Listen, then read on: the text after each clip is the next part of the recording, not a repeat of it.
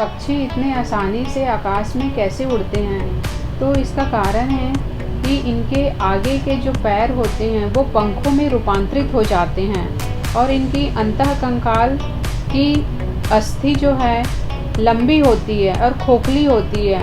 इनके फेफड़ों में वायुकोष पाए जाते हैं। इस प्रकार ये हल्की होने के कारण बहुत ही आसानी से आकाश में उड़ते हैं। जब हवा अधिक होती है तब उसका प्रतिरोध करने के लिए ये अपने पंखों को पीछे झुका लेते हैं और पक्षी अपने पंखों के कोण या आकार को बदलकर दिशा बदलते हैं।